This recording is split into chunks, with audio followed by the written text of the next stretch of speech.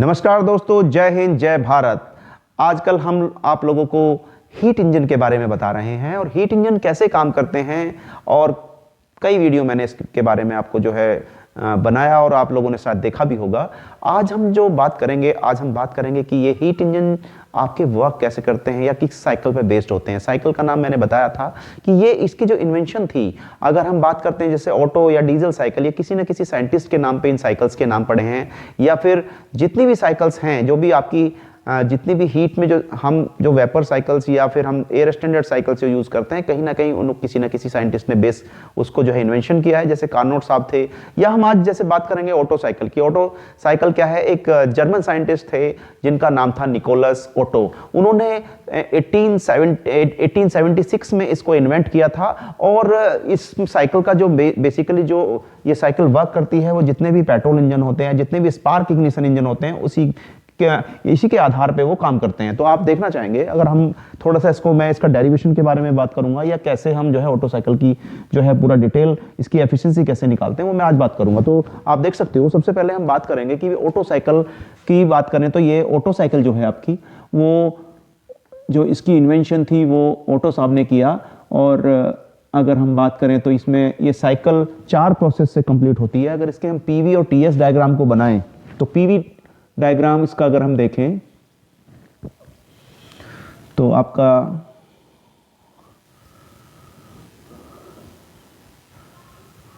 कुछ इस तरह से होगा। अगर सपोज कीजिए ये प्रेशर है और ये आपका वॉल्यूम है, यहां से 1 से स्टार्ट करेंगे तो ये 1 से 2,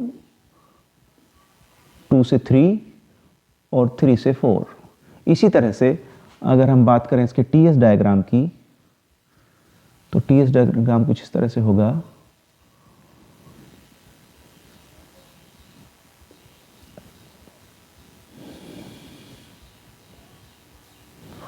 वन, 2, 3 एंड 4।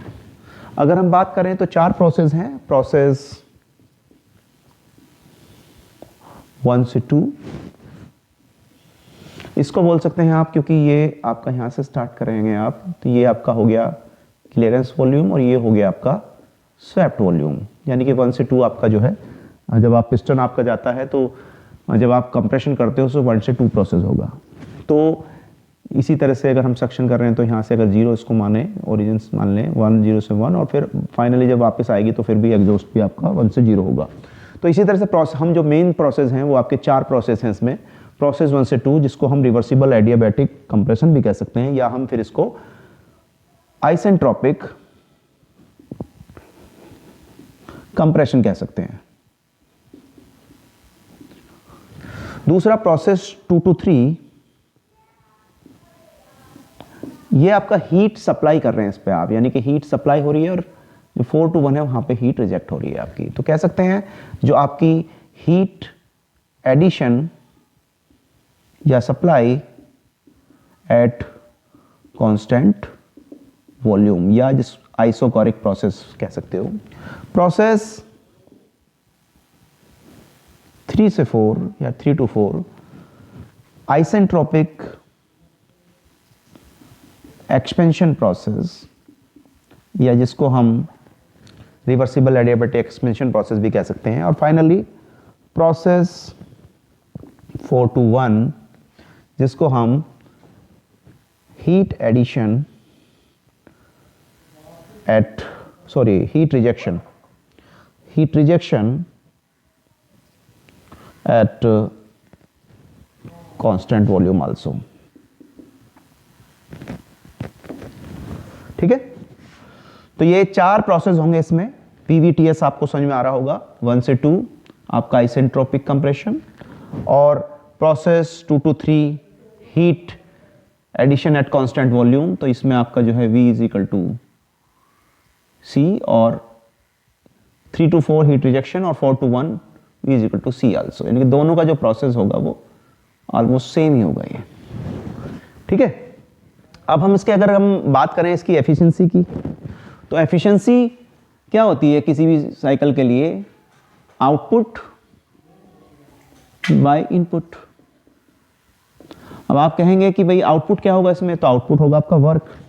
जो वर्क आप, क्योंकि हीट, जितने भी हीट इंजन हैं, they are heat producing device. तो हीट इसमें प्रोड्यूस हो रहा है, यानी कि आउटपुट आपका वर्क होगा और इनपुट हीट सप्लाई।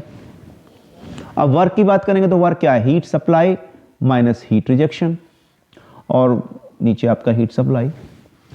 अब आप कहेंगे हीट सप्लाई कहां पर हो रही है, तो आपको पता है 2 to 3 हो रही है।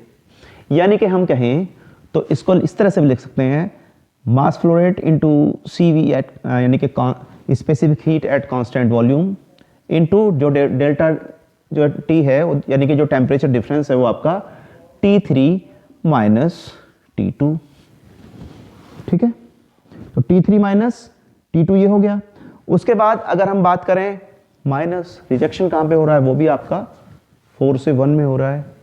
तो आप कहेंगे इसको सीधे शब्दों में MCV T4 माइनस T1,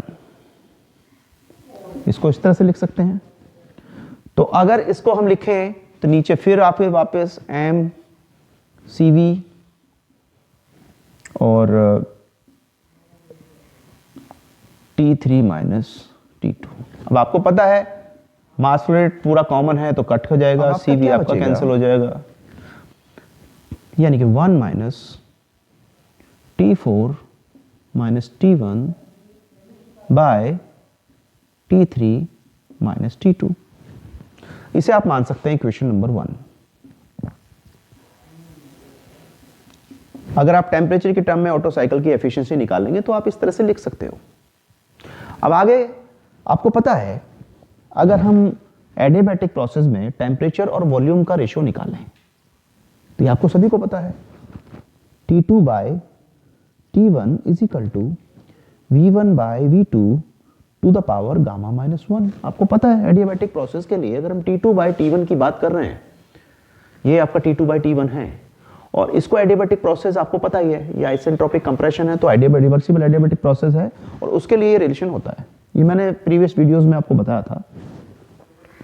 अब आप इसको ये भी कह सकते हैं कि T2 is equal to T1 और ये V1 बाय V2 क्या हो गया, R या कंप्रेशन रेशियो, तो R to the power gamma minus 1, यानी कि T2 की वैल्यू T1 की टर्म में T1 into R to the power gamma minus 1। ठीक है, इसके बाद आपको पता है T3 by T4 is equal to V4 by V3 to the power gamma minus 1। आपको ये भी पता है कि अगर हम T3 बाय T4 की बात कर रहे हैं, यानी इसकी बात कर रहे हैं, तो इसमें हम लिख सकते हैं, और V4 बाय V3 आपको पता है V4 by V3 is also same as the V1 by V2, तो इसको भी हम लिख सकते हैं, यानी कि V1 by V2 to the power gamma minus 1, यानी कि इसको T3 को हम अगर लिखें तो लिख सकते हैं T4 R to the power gamma minus 1। अब आपको T1 भी पता चल गया, T3 भी पता चल गया। ठीक है, यानी कि आपको T2 और T3 की वैल्यू T1 और T4 के टर्म्स में पता चल गया। अब इनकी वैल्यूज हम पुट कर सकते हैं यहां पर इक्वेशन नंबर 1 में। तो आगे देखिए कैसे होगा, efficiency of Otto cycle is equal to 1 minus T4 minus T1 by T4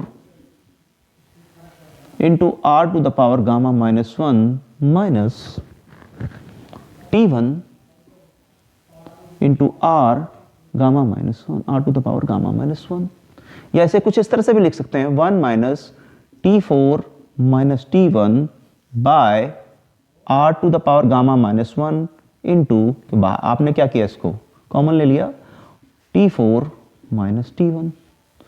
अब ये कैंसल आउट हो गया। ऐसे लिख सकते हो आप, efficiency of Otto cycle is equal to 1 minus 1 by R to the power gamma minus 1। इसी को बोलते हैं आप एफिशिएंसी ऑफ ऑटो साइकिल। तो जब आप ऑटो साइकिल की एफिशिएंसी निकालते हैं तो ये डेरिवेशन आपका होता है, और जब इसकी कुछ प्रॉब्लम्स आप करते हो तब आप इजीली जो है एफिशिएंसी निकाल सकते हो ऑटो साइकिल की। और ऑटो साइकिल में जो आप जितनी भी एजम्पशन ले रहे हो वो सारी एजम्पशंस परफेक्ट गैस या एयर के लिए ले रहे हैं। जैसे आपको पता है gamma is equal to CP by CV, और CP की वैल्यू जानते हैं आप एयर के लिए 1.005 किलो जूल पर kg केल्विन। इसी तरह से अगर हम CV की बात करते हैं तो आप 0.718 किलो जूल पर kg केल्विन, यह इस तरह से लेते हो आप, तो गामा की वैल्यू निकल के आती है 1.4, और CP की आप वैल्यू यहाँ से ले सकते हैं, यहाँ से ले सकते हैं। तो इस तरह से ये जितने भी एजम्पशंस हैं वो आप एयर के लिए लेते हैं। तो आई थिंक ये वीडियो आपको समझ में आया होगा, इससे आप इजीली जो है डेरिवेशन कर सकते हो। आपको सारा दिखाई दे रहा है, इसको आप नोट भी कर सकते हो। मैंने आसान शब्दों में समझाने का प्रयास किया आप लोगों को, जो इंजीनियरिंग के स्टूडेंट्स हैं या डिप्लोमा के स्टूडेंट्स हैं, डिप्लोमा इंजीनियरिंग के, या जो बेसिक आपके 12th के जो बच्चे इंजीनियरिंग की तैयारी कर रहे हैं या जो कॉम्पिटिटिव एग्जाम की तैयारी कर रहे हैं, उनको शायद कुछ थोड़ा क्लियर होगा। तो ये मैंने ऑटो साइकिल को समझाया और ये वीडियो आपको जरूर पसंद आएगा। मैं उम्मीद करता हूँ आप हमारे चैनल को जरूर लाइक करेंगे, सब्सक्राइब करेंगे। हमारा चैनल का नाम सक्सेस फ्यूचर बाय सुख सर, तो आप उसे लाइक करेंगे, कमेंट करेंगे। कमेंट जरूर करिए, कहीं कोई डाउट है तो आप मुझे पता चलेगा। और मेरा नंबर आप लोगों को पता ही है, व्हाट्सएप नंबर मेरा हमेशा रहता है वीडियो के ऊपर। आप मुझे व्हाट्सएप भी कर सकते हो, पर्सनली कॉल भी कर सकते हो अगर कोई किसी का जरूरी क्वेश्चन है। तो तब तक के लिए अगली वीडियो में फिर लेके आऊँगा। तब तक के लिए धन्यवाद, नमस्कार, जय हिंद, जय भारत।